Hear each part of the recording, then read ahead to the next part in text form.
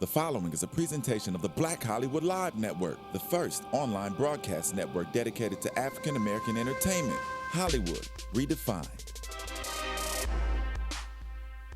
From Los Angeles, California, streaming live thanks to Akamai Technologies, this is Black Hollywood Live, Geek.Nerd.Tech, featuring a weekly roundup of tech news and gossip.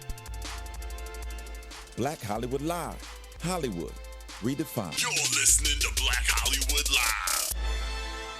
And now, the host of Black Hollywood Live, Geek.Nerd.Tech.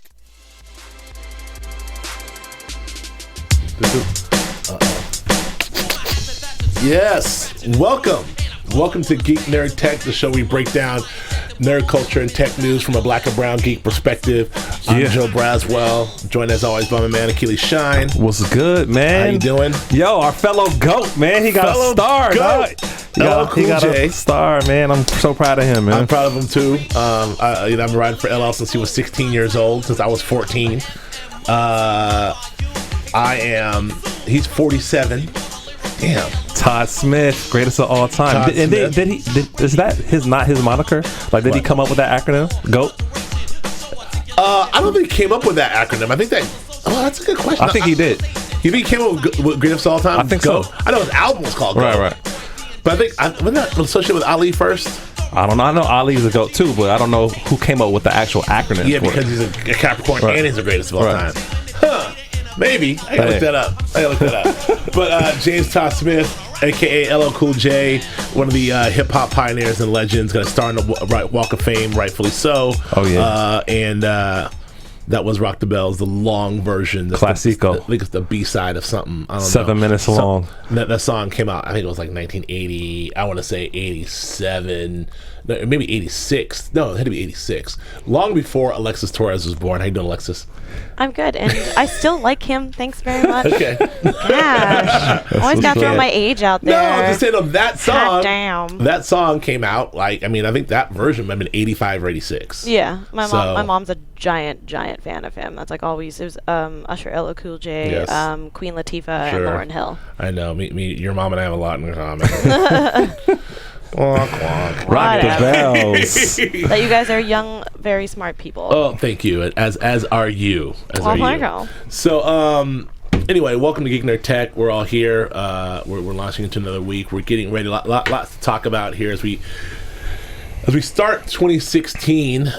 We have a lot going on this year. Obviously, we have Super Bowl, which we have every year, which is coming up. We'll talk about how tech is affecting that. But we also have the Olympics, which is coming up in Rio 2016. And we got an election. And we have an election, which is coming up in 2016. And those last two events are happening every 4 years. And it's always interesting to see how technology, it's somewhere with an intersection of how the public gets information, whether you can call it advertising and technology, how that intersects. And I think you saw really it kind of started in 2004 on a small level, but it really hit hard in 2008 with President Obama's use of technology. Absolutely. And he sort of changed the game. Yeah, he killed the game. Changed and killed. And really engaged minorities and youth and ran away with the election. Man. Did a similar thing in 2012 to less effect, but did a similar thing and still did a great job in getting rid of dispatching of Mitt Romney.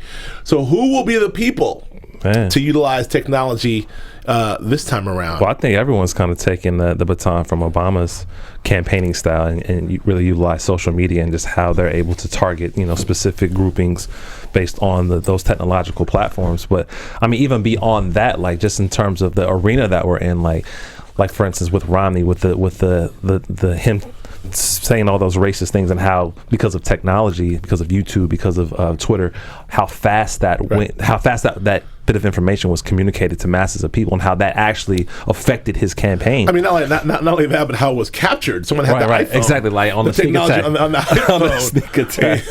you know, and then it was able to just tweet it out. Anyway.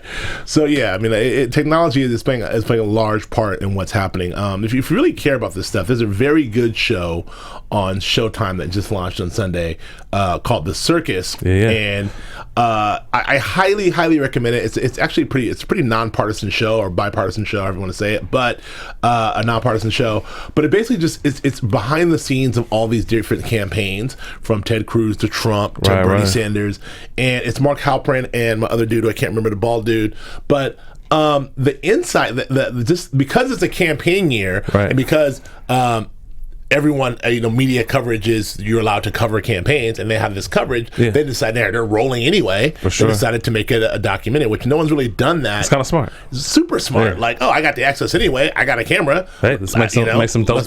So every single week, it's real time. You get real crazy inside information on how these campaigns work. And I bring all that up is because you do see technology is a large part of it. Like, these guys are all talking about, Ted Cruz is talking about, like, I just sent a tweet out the other day. Right. The tweet I just sent a tweet. I mean, think about it. The last debate, the Democratic debate, was sponsored by YouTube. Yeah, absolutely.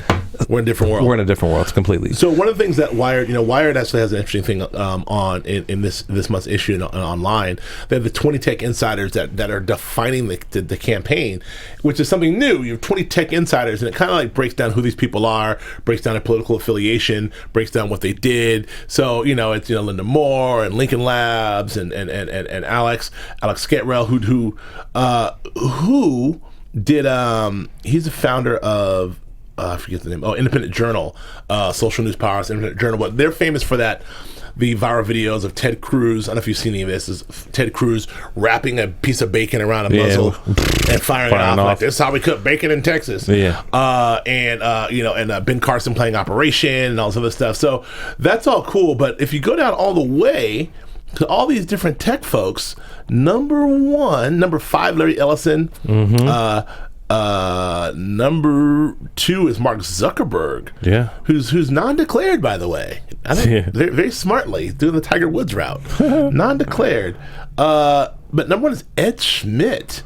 Who is Google. I mean, there's we all know about Larry and Sergey. But there's one more guy, good old Eric, the third guy, and he's the chair of Alphabet. So, I mean, and really, the power of Google is not just because of YouTube and not because of everything else, but like, things like Civis Analytics, like that they own and start up, and like all these other things that Alphabet is now the parent company of in tech, which are like leading the way for how we measure elections and cover elections. I think another thing that's interesting too about the whole election year and just where we are with technology, just in terms of celebrity culture, like.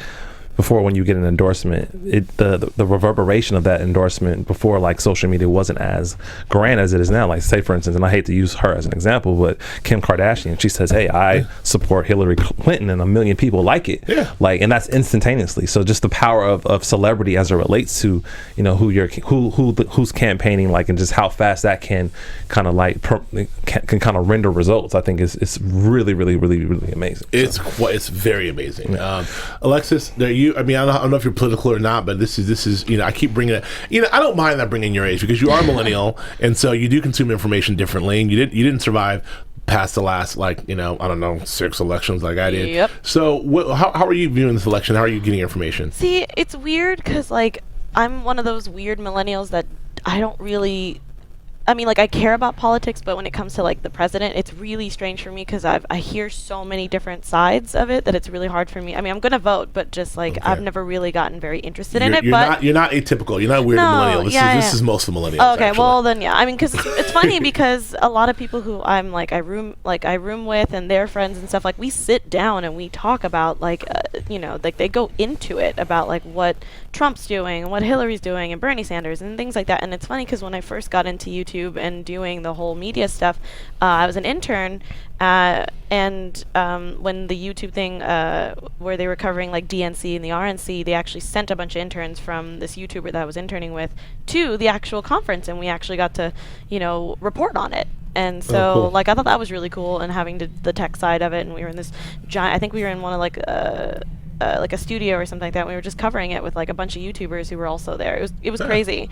So I covered a Democratic National Convention. Yeah, I think it was 16 years ago. Yeah, well, mine was in I think 2012. So I was with like Philip DeFranco and a bunch of other different people where we were hanging out, and we were pretty much just covering I think I was at the DNC one. So I don't know. I don't mind it. I'm the type of person that it just kind of goes over my head, to be completely honest. Well, get informed. Yeah. Get informed. There's plenty of ways to do that. Yeah. The fun ways and otherwise. Like start watching that show on Showtime. Pirate that from one of your friends. Sure. Get a code from somebody. Yeah. I mean, my last time on it, I don't know if you checked out the State of the Union address. I did. But I mean, just even that and how it's communicated. Like I didn't watch that on network television. I watched it on YouTube. Right. And I think that's so powerful. That and I watched it in real time, so it was streamed on YouTube. But I just think it's just amazing that the access to getting politicized, I think, has expanded so much. Like it's not just one platform where you get this information. Like you can seek it out many ways, and you can get a myriad of different opinions and interpretations of what the issues are that people should be focused on. I think it's beautiful. Right, I agree. We didn't talk about this, but I want to come back to this because you weren't here last week when we talked about cord cutting, because I cut all my cords. Cut them. Cut. Yay, I'm so glad we're talking about this. I'm a cord cobbler. This is a new one they call them. Cobbling together all these different cords. That's a new terminology I heard on some podcasts this week. Cord cobblers. Look, you being hip to the scene. Well, it came out of TCAs. They're talking about cord cobblers, but I also want to drop the fact that I was at Eric Schmidt's house before. So, what? Speaking of Kim Kardashian, for Kim Kardashian's first wedding, it was at Eric Schmidt's house in Montecito. There it is. I was there. So there, eat it. There it is. I don't know what that means, but what? I know what that phrase means. I thought of Eric Schmidt. I thought of Kim Kardashian. I thought it was a chance for me to just drop some You're so names. But just really quickly on the cord cutting, are you still contemplating it? Are you still? I mean, I know you got a new baby and everything. You're not even thinking about cords, but man, like I most of my TV now is more so just Netflix and Hulu, to be honest. So in a way, I kind of have cut, but I still have cable, but I don't really watch it much. I haven't even watched sports. Hopefully I'll get to see some football this weekend, catch the Super Bowl. But I mean, we only got 2 games left. I know. I was gonna say, I was like, what's happening? I know. 3 games left. So, but I think it's inevitable. I think maybe a year from now, like when we have this conversation, it's be like, yo, what's wrong with you if you haven't done it? You know, so it's a little more expensive than I thought. Like it's starting to add up. Yeah. But I mean, I'm up there now because I had a Showtime last night. And I'm like, because they suckered me in with the 1 month freeze. Right, of course. It's gonna hit me next month. Like, yeah, where did this come from? Yeah, but you can because of iTunes, because of the new Apple TV, you can do it all through Apple offers them now. So you can just hit a button, and so Quello, the concert one I'm doing, which I love, all these concerts and Showtime, of course, HBO, and then everything else. I Sling TV through my Xbox. You got your sports with that? So I got ESPN, I got all this other stuff, and so the only thing I'm having trouble with this whole cord cutting thing, the only network that's giving me an issue. Tell me your woes. Is FX. I don't really I don't know what it is. I can't. FX. I'm trying to watch FX. No, I know, but they don't have a streaming service. They don't have They have FX now, but it's like Comedy Central's. You have to do it through your provider. Yeah. And I don't have a cable provider, so that's how I they can't get do you. it. That's how they get it. And they don't offer a standalone. You can't pay. But I mean, FX, you can watch it through Hulu. You can't watch like I want season 2 Fargo's not up yet. It's not up yet. He's trying to get immediate I want to get access. the O.J. Simpson thing. I gotta watch that. That's gonna be crazy. I can't watch that. You're the Worst. I've been trying to watch Fargo season 2. I'm trying to watch. So I don't know. FX is kind of, and maybe The Americans I'm trying to watch. True that. So I don't know. FX is the only person. Fox has got kind of some stuff. Fox Now, but FX is still not right. So I need to figure that out. I don't know what the problem is. FX. The Hulu thing is not working. Anyway, we move on. So I want to talk about a little bit about Uber and UberX and Lyft. Finally, for LA here, Uber and Lyft can now come back to LAX, which has been driving me crazy. Like I usually try to fly to Burbank, but lately the last couple months I've had to fly to LAX because of trips to New York and Denver and other stuff. And coming back, you got to do them. There's so many moves you got to do. You can get dropped off there, but coming back, I got to try to jump on a hotel shuttle to the Marriott. Super inconvenient. And they all say on the thing, no Uber riders. I sneak up on there and like, you don't have to. You can elect to do the Uber Black. But if you want to pay that extra $30-$40 bucks, I'm cool, because I tried that one time. It's rough. And I'm like, I'll just take Uber Black to the corner. 120. And it was still like $30 It's to the corner. Because it's a minimum. So I'm like, or you can take the shuttle to Lot C and to be out in the cold, but then that takes forever because everybody's going to Lot C. It's just not convenient. All about that flyaway, baby. I love that flyaway bus. I think it's great. I do love the flyaway bus. $9. The issue until the flyaway bus comes out, it's just open. I'm pointing to you up there. I'm pointing to you, Alexis. It's just open in Hollywood, and that's the one I need to go because the one in Van Nuys is not convenient. The one in downtown is not convenient. Too far, But for me, the one in Hollywood is close enough. So I mean, for the $8? Yeah, it's like $8-9 right now. I mean, I remember when it was like it was like $5, I remember when it was like $4. Yeah. Oh man, it was perfect. great. $4 to Van Nuys. I think this is a good play though. I know there's been a battle between the city of Los Angeles, LAX, and Uber and Lyft to be able to have access to pick up riders, drop off riders.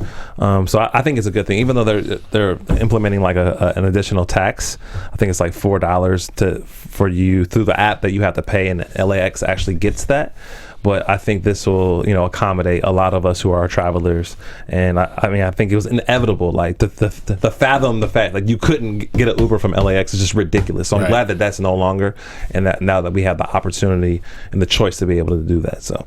Yeah, I agree with you. This next story I really like is an interesting story, but it's about Comcast, who is Comcast we talked about, who is most threatened by the millennials and their cord nevers and cord cobblers and cord cutters, because they still want the boxes and they want people. I got all the cord. Hey, I'm proud of you. The people who are the most threatened by that has tried a strategy where they have this new souped up cable box, Comcast, which is Xfinity, and they have a new cable box which does all this cool stuff. And what they did, it's called X1. They went and got all the top Vine stars and gave them boxes, and then had them make Vines about what they thought of this, right? Which is really smart. That's smart. But it kind of speaks to like, and I'm not mad at King Batch or Josh Peck or Brittany or Marcus or any of these other. Look at you. Or any of these other, folks. I had dinner with King Batch actually. That's how cool I am. He's been here a couple times, and I've gotten to meet him. And Daystorm, like, they're awesome. But I feel like it's a bit of a sellout move, in my opinion. I don't know. What do you think of this whole thing? So, I guess I get it. You're able to. It's not a sellout move. Why would you say that? I don't know. What are they selling out? Freedom. Wait. Who's selling out? You talking about the Vine stars? The Vine stars, maybe. Yeah. Oh, is that you? I don't think it's a sellout move. I think it's just another opportunity for them to expand their brand. I don't. And if you're defining that expansion as selling out, I don't think so, because I started on Vine and now. But to whom? Because it's not the King Batches of the world don't want to reach Xfinity's people. Why don't they? Xfinity wants to reach King's Batches people. Of course, but if Comcast is saying, "Hey, King Batch, here's X amount of dollars for you just to kind of tell me what you think about this box," like how is that not a win-win? Like, I'm still using Vine, my platform. Oh yeah, you got to get that money. I'm getting that money, and I have the potential to get new followers that may never have seen me on Vine. I think it's a super move. I don't know if it'll work for Comcast. So I think they're a little too far behind the line, but hey, I mean, they have to try to innovate and adapt in this new world that we live in, which is more dependent on apps and platforms. Sure. It's just a new place to do. It's just another. I mean, I'm not comparing it to the Super Bowl because it's a different type of ad space kind of level, but like the fact that you can pretty much just attain to the youth or the millennials in that way, because the fact that everybody's on Vine. I mean, there's even older actors that are on Vine now. So I mean, like, you might as well try it. Yeah, I mean, I guess it smacks of desperation, which I guess there's nothing wrong. I mean, I'm not really mad at the Vine stars for getting that money, but you're like on Comcast about that. I just, I'm so. Hey man, I'm just anti. I mean, Comcast and Time Warner to me are like. Yeah, be careful with Comcast because they are NBC Universal, which has employed me from time to time. I was gonna say. But actually, so has Time Warner's employed me, but still. No, I understand what you're coming from, though. I get it. Come on. on. Anyway, all right. So speaking of the Super Bowl, usually in the Super Bowl, the last couple of Super Bowls, maybe 2 or 3, Twitter has been king because people tweet like a month during Super Bowl. Yes, they do. And brands are slowly but surely finally jumped on that train and doing sponsored tweets and getting on board, and they're trying to take advantage of all the eyeballs that are flying back and forth through all those tweets. And now YouTube and Google says we got some eyeballs too through our YouTube situation. Yes, sir. They're trying to get on the train here, and it's through. It's like they're doing like what's it called? It's like their Super Bowl. It's like real time ads through during and through the Super Bowl, which they think will engage as well as Twitter. Which I don't know how that's possible. But what do you think of this? I think it's great. I don't understand. I think it's great because Google is such a powerhouse, and for what they're trying to do to differentiate themselves from Twitter is. With Twitter, it's literally real time. So, but with this on Google, you can actually pre-plan it. And so, say for instance, halftime comes and you have a strategy for halftime. You could actually already upload it, already have it ready to go for that time. So it's not necessarily real time, like instantaneously. I press the button, send. It's more it gives brands more of a strategic advantage versus using it through Twitter, because now you're able to really like pinpoint if something's happening or when you want to place this ad, almost like a traditional ad, when you want to place it, and then maybe try to tie it into something that's happening. Right. So I think that's the difference. So what is Alexis is essentially they're allowing advertisers to for YouTube, make insert ads in real time. So in other words, if a big play happened, or if something happened, then during Twitter you could say, "Wow, that catch by so and so was brought to you by Ford," or whatever. That's a very hacky example. Oh, okay. But while Twitter does it, so what YouTube is doing a very similar thing. Being able to have advertisers go in and engage people right after something happened, or right after. Probably it's really more like before and after the halftime show. Like Coldplay was dope. I love the way Beyonce did that. Exactly. Check out our whatever. It's that kind of thing. Yeah, I didn't mean to interrupt to kill you. I didn't understand. Oh no, you good. You good. Yeah.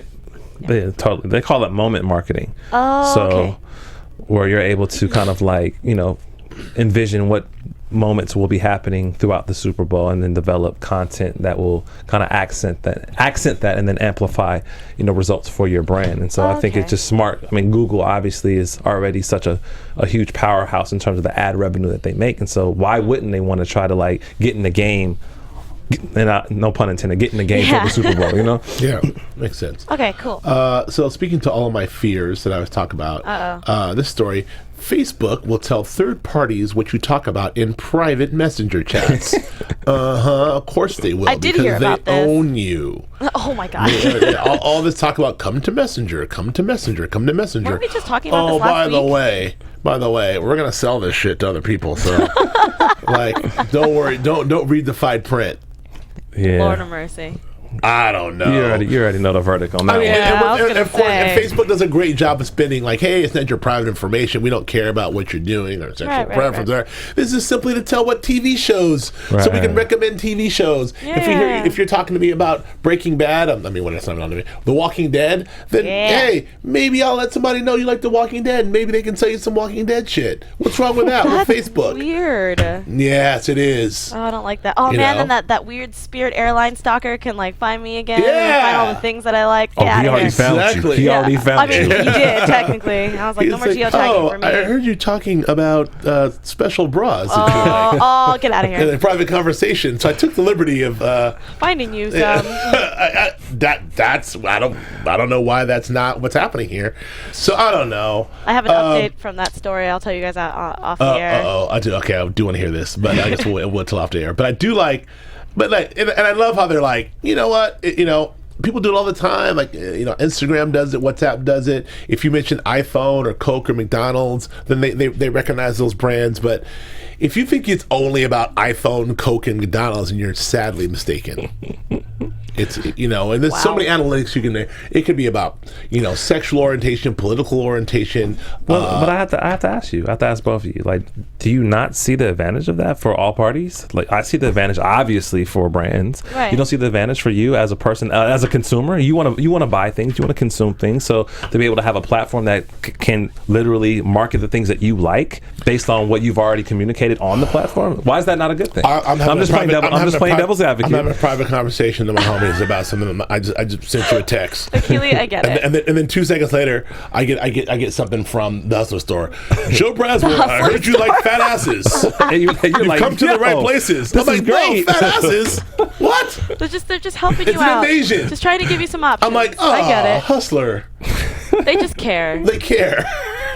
I don't know. I mean, I feel like there's some things, that's interesting. Okay, but other things are, I don't know. So you prefer to seek out things that you want to consume still versus have it handed to you based on your preferences. I mean, this is back to the Minority Report question. Here we go. It's exactly walking through and the eyeballs. Oh, hello, this is Mr. Joe. Yeah, I got it. But I don't want to be walking through in the mall and have someone shout out, "Hey, fat, you want some fat?" You like titties? Who's shouting out at you? This is like I'm using the Minority Report I example. know. When he's walked through the mall, it's like, "Oh, have a Coke, Mister. Oh, Yeah, have this. yeah. Oh, we know you like that. Oh, you like Call of Duty. Someone's just gonna be in the mall. Hey, have some tits. that's Hey, Like, titties, hey. titties." That's different than on your profile. You see a piece of content that might be interesting to you. Like it's not broadcasting it to everyone Titties.com? outside. Like, thanks, Facebook. All right. Hey, Facebook just wants to let you know they have a big heart and they got big boobs just for you. All right. Well, I mean, I don't know. I see the advantage for all parties, except for it's still an invasion of my. So you're skipping over the part where they're in my private conversations to obtain this information. What Joe is actually trying to tell, he just doesn't like it that people are getting into his porn history. That's what's happening. I mean, I'm talking about my conversations. I'm not, Okay, then you're just clearly a dirty bird. That's just what's happening. I don't know. I think I'm a normal, red-blooded. Here we go. Young man. Move on. Humanoid. Next topic. Red-blooded. Yeah, red-blooded. We talked about this. What are we talking about? Tech news? What are we talking about? Please don't. All right. It took like a giant left turn Yeah. on this one. Geek Nerd X all of a sudden. Yes. After BHL After Dark. After dark. All right. So we're talking about the GM. This is I don't know the story. The GM was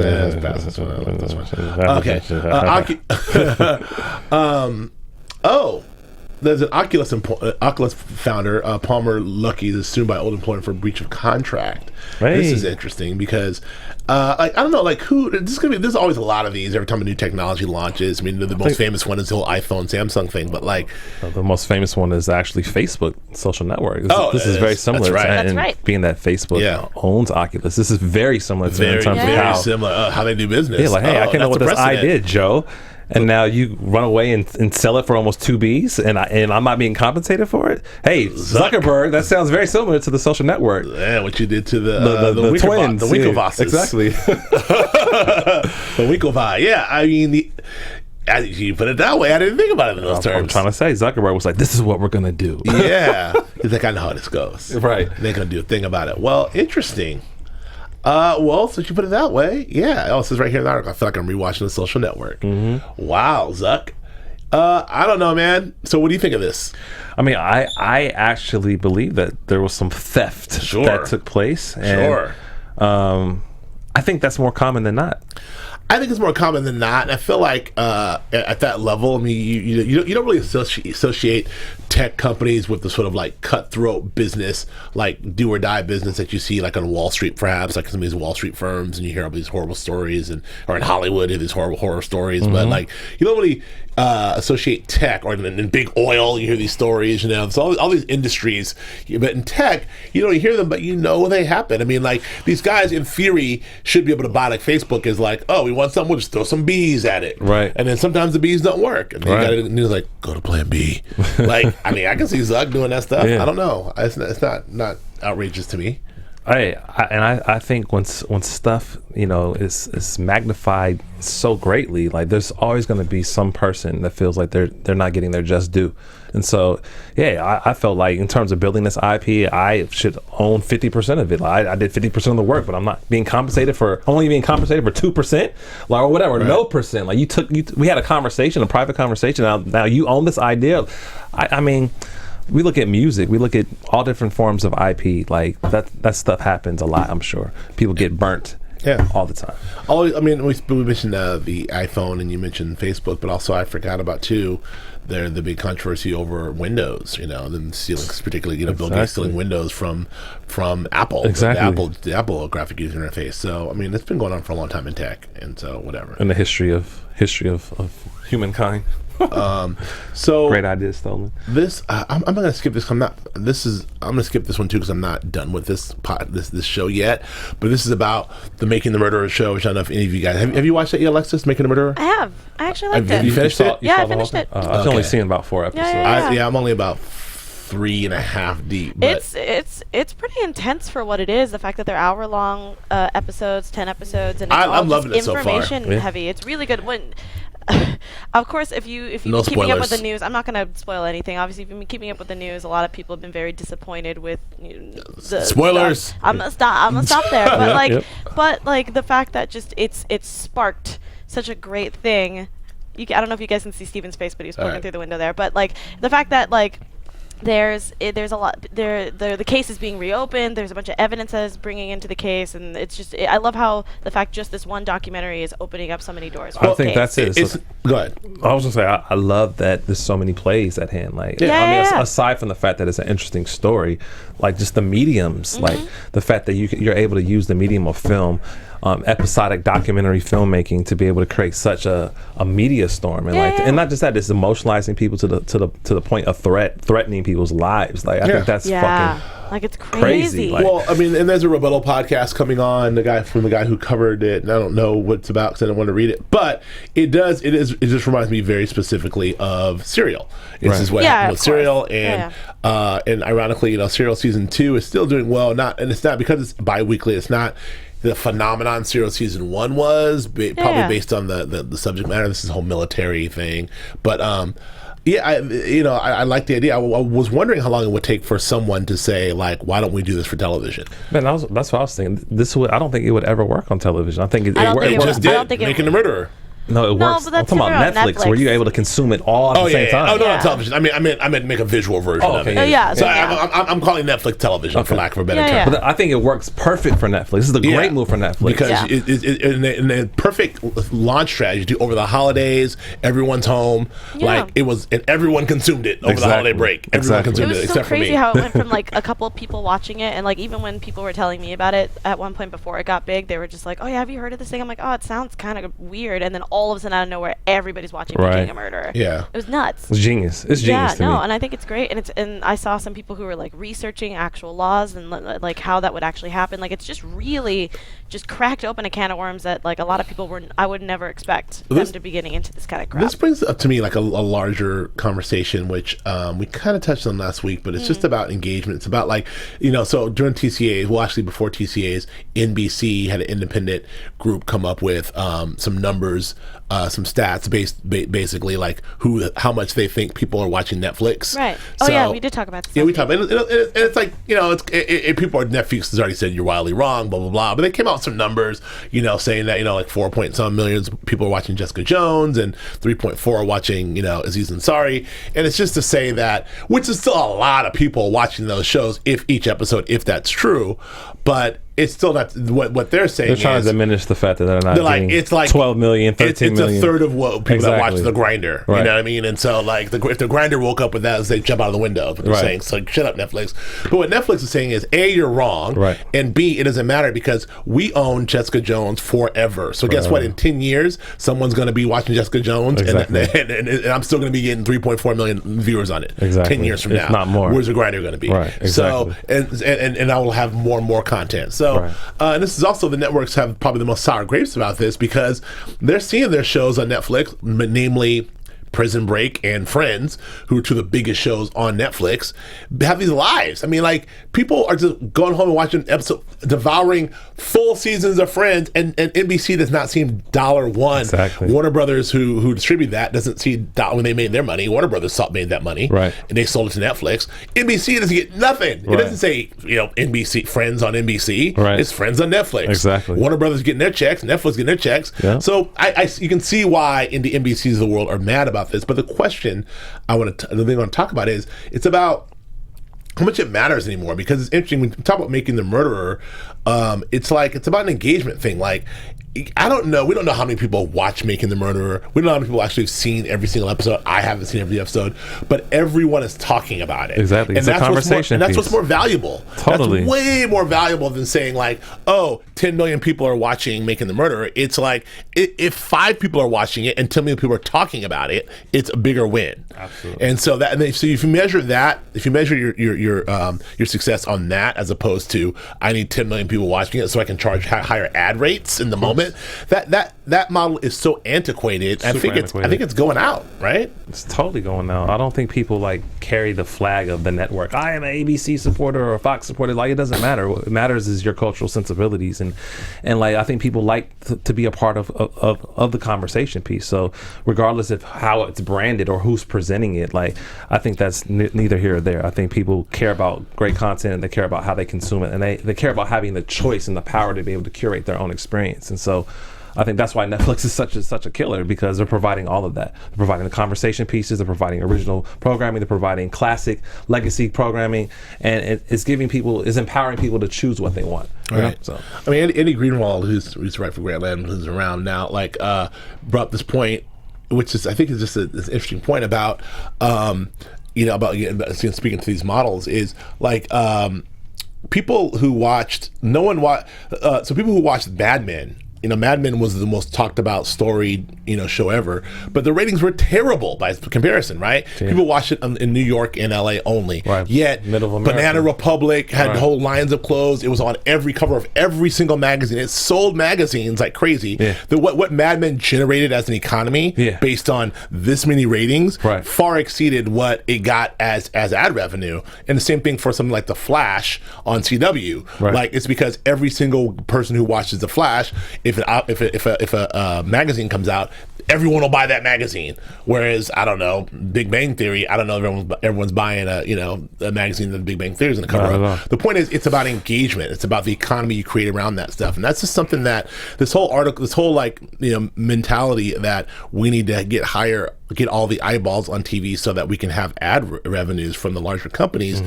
I feel like that is crumbling under their feet as we speak. And it'll be really interesting to see what happens to that upfronts, that is, within the next 2 years. I think that model is going away. I mean, it's still effective. TV's still effective. Most the way to reach people, especially live events like the Super Bowl and the Oscars. But I don't know, man. I don't know if you'll ever see another, giant TV hit command big dollars like that. I don't know. Hey, it's to be seen, man. I wouldn't throw it all the way out the window, but I definitely see that it's taken some major hits. Right. But I would not say that it could not figure itself out and come up with something even more innovative than a Netflix model, or something that's a hybrid of both. I don't know. But yeah, whatever. Yeah, I agree. I think that's it. Oh, so I do want to talk about, Jessica Jones season 2 was announced at TCAs that there will be a season 2, which I'm very excited about. It's gonna be so good. The MC. You want to bet money? What? That's gonna be good? Yeah. I know it's gonna be good. Me too. Okay. You guys are so funny. I really love Jessica Jones. I mean, look. Did you see it, Akili? Yeah. You talking about Jessica season 1? Jones? Yeah. Yeah. Not the whole season though. Okay, well, yeah. This version of the Marvel, the MCU, what's it called? The Marvel something universe? I don't know what it's called. Marvel Comic Universe? Yeah, MCU? I guess that's what it's called. Yes, that's what it's called. All right. So this version of the MCU, I am like a huge fan of what they're doing, this Netflix strategy. I'm on record. I got accepted on 180 because I remember when they announced it, I was like, I just couldn't. This is a perfect example of not having your mind open to something, because when they announced this like 2 years ago, like, Netflix is going to do Daredevil and Luke Cage, and maybe Jessica Jones and Iron Fist, and I thought, like, who cares about Jessica Jones and Iron Fist? And I like Luke Cage, but like, and Daredevil on Netflix, that's gonna be whack. It was dope. And not only is it amazing, but I can't wait for season 2. But now what I'm most excited about, more than I'm excited about actually what's happening in DC with the Justice League, actually more than I was excited about what happened with Marvel and all this. I'm more excited about the Defenders. The idea that, like, now that I saw what Daredevil is, and now that I saw what Jessica Jones is, I'm super excited for the Luke Cage series come out. It's great. I'm like, what's the Luke Cage series going to be? And I'm even more excited about the Iron Fist series. And I'm the most excited about the idea of them all coming together for one super series called The Defenders. Let's go. Let's go. I want to see all that. In addition to season 2 and 3 of Daredevil, season 2 and 3 of Jessica Jones, season 2 and 3 of Luke Cage, like, man, Netflix, just that alone, they've created like Marvel did their thing right there. Yeah, this is the year of superheroes. Like last year and this year, just the fact of having the Avengers, and then obviously DC is starting to come up there, but they were taking over TV for a while, and I'm proud of them for what they're doing with League of Tomorrow and Arrow and Flash. I mean, Greg Berlanti, kind of, the Berlanti-verse. Yeah, so like the fact that superheroes are just booming out of nowhere. Well, not out of nowhere, but you know what I mean. Like media-wise, it's just awesome. So let me ask you. Greg Berlanti versus Zack Snyder. Now, Greg Berlanti is the TV genius who's behind Arrow. He's a former showrunner from Brothers and Sisters and a bunch of other shows, but who is also a crazy DC head, and who they've basically handed the keys to the castle over to him to make him the I forget the guy's name, the Matt Feet. What's the guy's name? I forgot his Marvel. name. Anyway, but they basically made him the guy of TV, and they've united Zack Snyder the guy of movies. Now, I argue that there should be one guy like Marvel has that kind of does everything, but that's separate. But on TV, Greg Berlanti has launched Arrow, like wonky half of the first season, and then it's terrible the first season. But I guess seasons 2 through now are amazing. Oh, yeah, they're amazing. Okay, The Flash has been amazing. Since seasons. Day one. Yep. Amazing Flash. Yep. He launched Supergirl, which is pretty good. It's doing better. Doing much better. I like Supergirl. I've only seen like 5 episodes, but I like what I see. It's not for me, but I think it's quality. I mean, I'm not very girly when it comes to that kind of stuff. It was really rough for me in the beginning, and then eventually it's gotten really good. So. No, it melt that cold, icy heart of yours.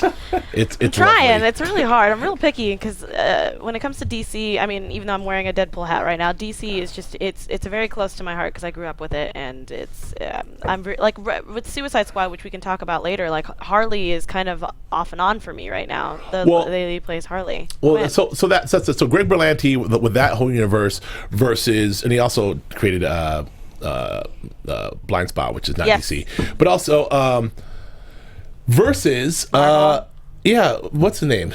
Mark Snyder. Yeah, Jack. I mean, so Mark Snyder, obviously, Suicide Squad, the Wonder Woman movies. He directed Superman. He's directing. Snyder? Zack Snyder. Zack Snyder, who directed Dawn of Justice, and who's the architect behind the super dark, brooding. Oh yeah.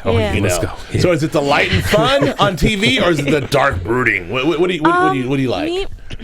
Me personally, let him know. Keely's just a hype man today. I think movie-wise, it should be. I'm torn right now because the fact that. What I like about the movies is the fact that I like that DC is gritty. Like that's what I like about it, because Marvel's supposed to be. It could still be gritty, but I feel like with like Guardians of the Galaxy and the Avengers, it's very not uplifting, but it's kind of like there's a lot of comedy, and it's kind of like, oh hey, I'm Iron Man.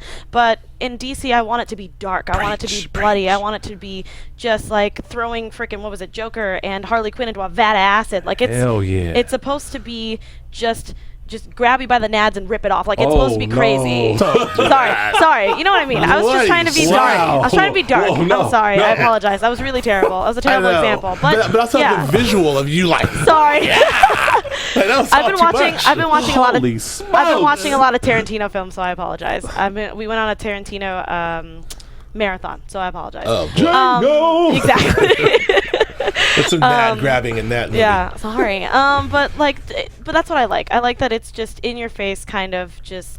It's just rough, and I like that. And TV, I feel like it shouldn't be like that. I think. Do you have if someone didn't know what we were talking about, they would like, what's happening? Just grab them by the nads, and I like it rough. I love how we went from talking about titties to this now. I'm jumping around today about body parts. Titties and dads and GP. Would you rather have it more bubblegumish, or No, would you rather have it this way? I agree with you. I think it should definitely have more of a dark feel to it. I like those type of movies versus the more comical and injected movies. So we talk about this all the time. Do you want to see it on your TV? On TV, I would like maybe a combination of the two. Okay. I mean, I think the tone that they have in the Netflix series is a pretty good tone. It is. Yeah, because they have the leverage to be gritty and funny at the same time. But also, like traditional TV, you cannot be gritty like that. Yeah. And let's just Jessica Jones is what they're calling I think they call it a PG-17 or something like that. No way. No, because there's sex. Oh, that's right. Yeah, but there's no F-bombs and there's no nudity. Right. Yeah. So it's no funny. nudity whatsoever. So it's like it suggests obviously they're sex scenes, but they're pretty graphic sex scenes. Apparently in season 2, Luke Cage's sex scenes with Jessica Jones are supposed to be like really bad, like really grab graphic. them by the nads bad? Probably not, but you never know. I have no idea. I mean, anything can happen. The sex scene that happened in episode 4 was pretty. That's what I'm saying. That's pretty, graphic. But the reason I'm saying that is because I'm also doing a show on the CW called The 100, where they had their premiere yesterday, and we had a lesbian sex scene. People getting stabbed and spears and stuff happening, and it's crazy. Like, there was a guy that was getting like his neck slit, and he was laughing. But that was a CW show, at 9 o'clock at night. Sounds like they're keeping it 100. Oh, get out! Get out! No. On that note, no. All right. It's on my back here. What's happening? I mean, it was very. I mean, look, I did Hannibal for 3 seasons, and that was probably the most graphic show I've seen. American Horror Story on anything, and that was on 10 o'clock on NBC. So I guess it really depends, because sometimes people like to push that line, and then sometimes they don't. But I guess with superheroes, because it's there's a little bit of fantasy into it. You could technically go gritty on that. I don't know. I don't know that before I get my take on this, I don't know, and I'm a huge DC guy. I'm rooting for DC. I don't know that it's dirty versus sunny. I just think Greg Berlanti has a better feel and understanding of the DCU, if you will. Yeah. I think it's just something that there's more love infused to what he's doing. And I think he's only held by the limitations of television from a effect standpoint, and from you have to turn he has a week to get every episode to write and shoot and turn every episode. So I mean, but The Flash is extremely well done, and I watched Legends of Tomorrow last night, and I thought that I haven't watched it. All right, but did you like how it ended when everyone dies? No. But I do like the idea of taking all these characters from Green Arrow and The Flash and then slamming them together. And I think mashups are a thing. I think that's what we're doing. And I also do like about this. I like this version of the TV stuff because I hated in Smallville how they had all the characters, but they had no costumes. Yeah, so weird. It's like hey, I'm in a blue T-shirt and I'm Superman. T-shirt. I'm in a green. It was like Power Rangers. Like I'm Aquaman. I'm in a yellow T-shirt and a windbreaker. I got some green sweats on. I'm Aquaman. I like your guys' scientific method of how you break down these shows. Oh, thanks.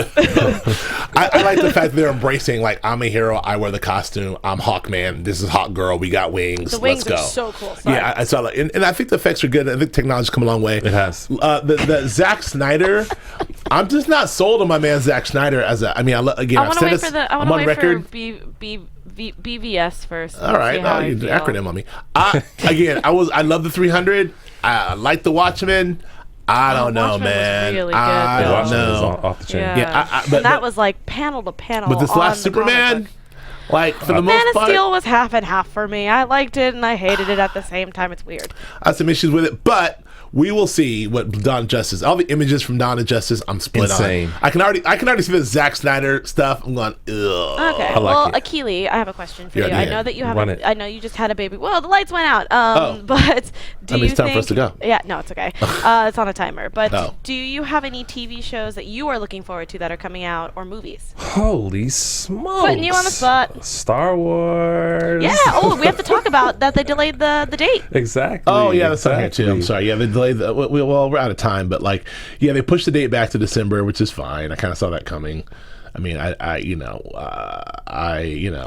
whatever it takes, man. Hey, man, Avatar 2, let's go. Avatar 2. They're supposed to be head to head for Star Wars in December. I think it's gonna be weird. That's gonna be super weird. Are you guys gonna watch Avatar 2, or is that a no-go? Oh, that's of course. a super go. Super go. Oh, I know some people who didn't like the movie. Who didn't like the movie? That's ridiculous. No, shout out to my boy Nate Hopkins, who worked on that and is working on this one too. I thought it was great. I just know some people are like, it's just like Pocahontas, but with blue people. And I'm like, that's jeez. ridiculous. Jeez. That's retarded. No, I think it's going to be great. I'm actually happy that Star Wars is going to be in the holiday season, because it'll be like a Christmas, not like a Christmas movie, but like it's something I can go with my There's a reason why they're doing that, because they want to ramp up their merch potentiality. Yep. So Avatar versus Star Wars, huh? That's a huge battle.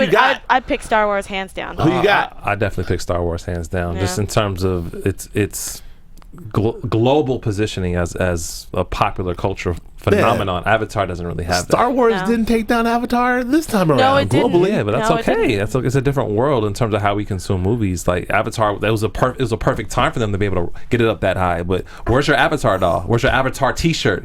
Man. I've never seen you talk about Avatar. Have any merch. Like Star Wars is a constant. You don't know my blue face paint I'll be putting on? Okay. Get out of here. Get out of here. What do you be doing? See, we're talking about weird things that you're looking up on your phone, on Facebook messages. Now we're talking about you painting yourself. Oh, man. Getting a really good glimpse of Joe Braswell on the show. Yeah, the Avatar does suffer from the fact that you have to be you have to be the big blue folks. Yeah. So that is not very relatable. I mean, it's original content. That's great. Good for you. And I'm glad that you've made so much money and you have a title. Like, that's awesome. And I'm glad that you're making a sequel. But, like, I don't think it gets anywhere close to Star Wars. It's still going to be dope, though. It's still going to be dope. I'm still going to watch it. It's going to take my money. Yeah, it's going to just not 4 times like Star Wars did. All right. Well, we got to get out of here. Yeah. That was interesting. I guess we'll have to touch next week on this whole Oscar thing. I think it's a great conversation. We have it I've been hearing it all around this time in terms of the diversity in Hollywood. But I think we should revisit that. We'll lead with that, because that's a whole discussion. I definitely want to get into that. We should just have one show just talking about the Oscars. Definitely want to get into that. We have some time to get into that still. Yay. But until then, Alexis, where can the ladies and gentlemen find you? You can find me all over social media, and where all Alexis Torres are sold. Thanks, MF5, for that phrase. At atorres890. Don't forget to check out all our other networks around here. Popcorn Talk for movies and or other shows like Star Wars, like what we were talking earlier. You see Jedi Alliance. I was on the watch along for Galaxy Quest since Alan Rickman just passed away. Also check out AfterBuzz TV. Yes, AfterBuzz TV, where Joe and myself have done shows there before. He's actually about to do Blacklist in a few minutes. And obviously Book Circle Online, if you love books and all that really great stuff as well, where you can find Big Daddy Akili. Whoa. BDA! You can find me very simply on Twitter and Instagram at Akili Shine, AKILISHINE. And what about you over there, kind sir? I think we lost him. Big Daddy Akili. Wow. Well, don't ever say that. I don't want to say it anymore. You can find me on Instagram and Twitter and Snapchat at Joe K. Braswell, Snapchat at JK Braz. Thanks for joining us. Hey, what happened to Periscope? Is it Periscope dead? is dead. Oh, man, Periscope is dead in the water. It's dead. I haven't scoped in, I don't know, man. I'm not scope. You can find me on Periscope too, but for those of you all about that Snapchat. For those of you still waiting for my Periscope, it may be a minute. Thanks for joining us. We will check you out next week.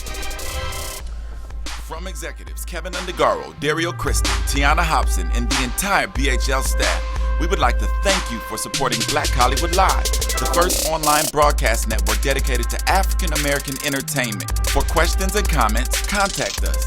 info@blackhollywoodlive.com. Like us on Facebook, tweet us, or Instagram us at BHL Online. And I am the official voice of Black Hollywood Live, Scipio, Instagram me at KingXOBay.